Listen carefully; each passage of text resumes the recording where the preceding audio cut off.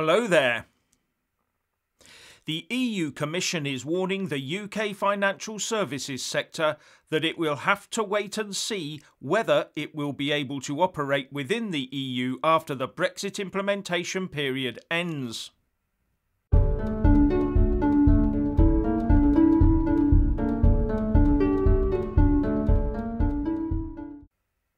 Firstly, please subscribe and like this video to give my channel a boost, and I'm always uploading new content, so please do check back daily. Just as the next round 7 of the Brexit trade talks are due to commence this week, along comes Brussels with the news that a pan-EU-wide agreement for our financial services to operate within the single market might not be forthcoming for many months.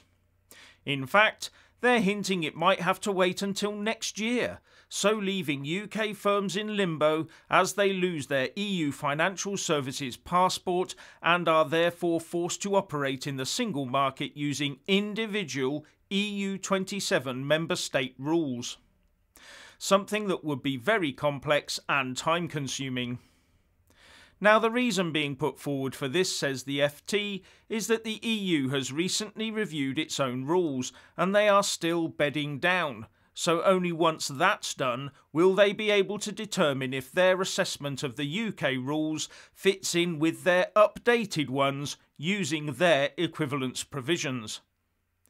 But surely during this period the UK has been part of those new rules, so we are all still complying with EU rules until the 31st of December.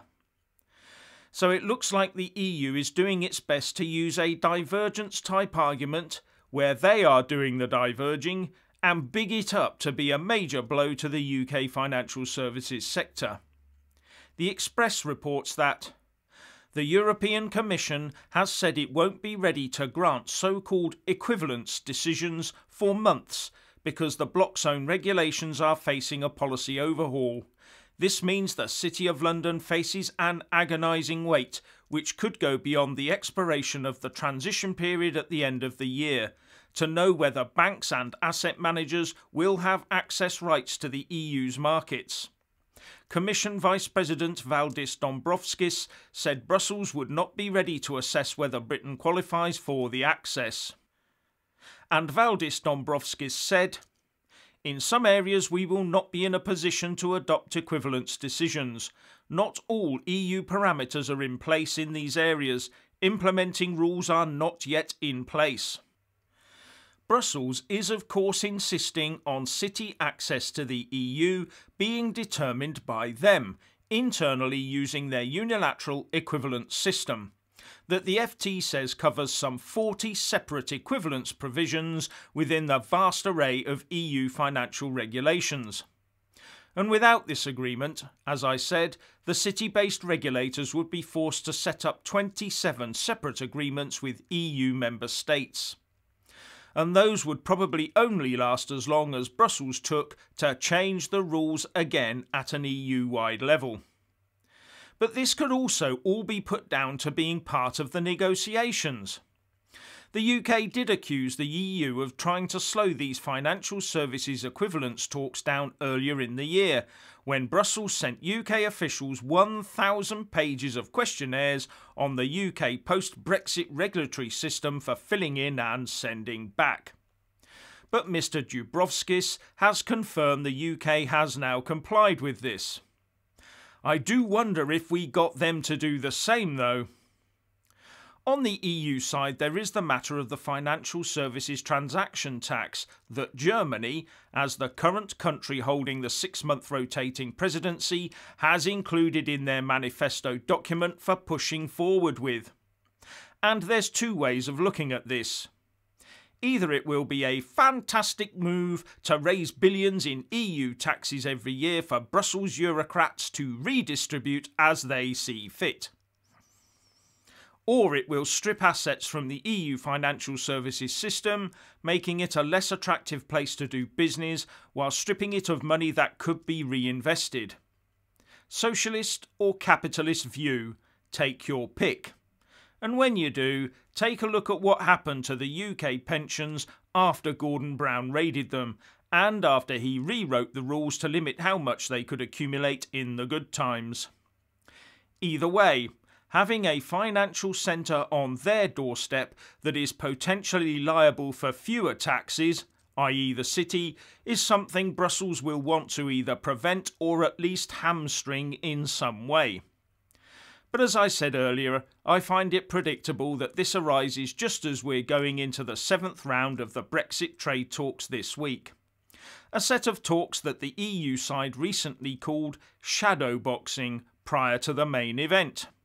And discussions on services and investments is due to take place on Thursday.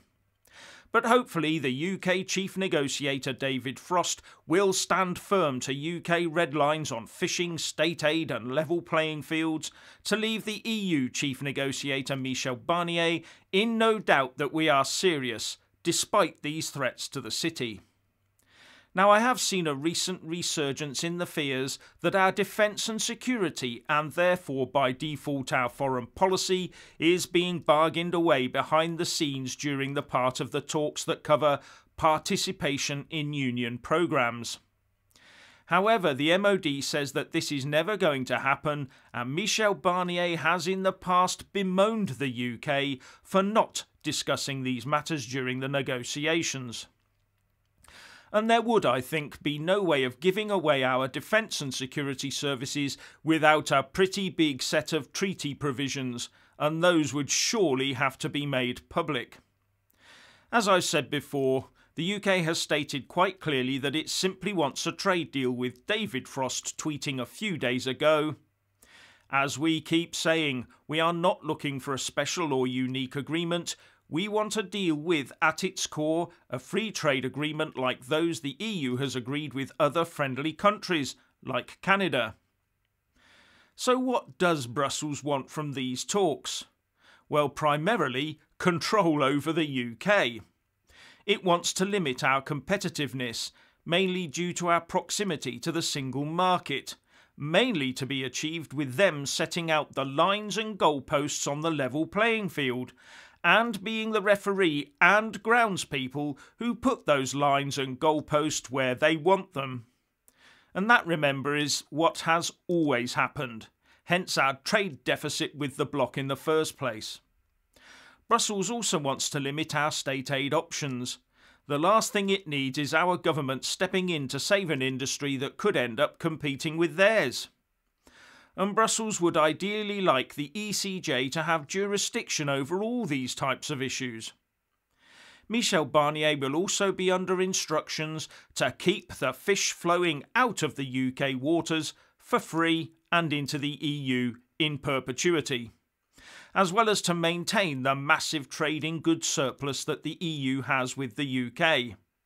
They are desperate for us to keep buying their stuff at their prices. Fairness is not a word that enters into any of the talks that the EU has with the UK.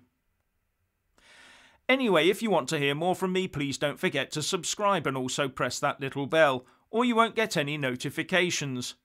And if you want to see more of me, buy a mug with my mug on it by following the merchandise link in the descriptions box below. So, what do you think about all of this? Please share and comment, and thank you for watching.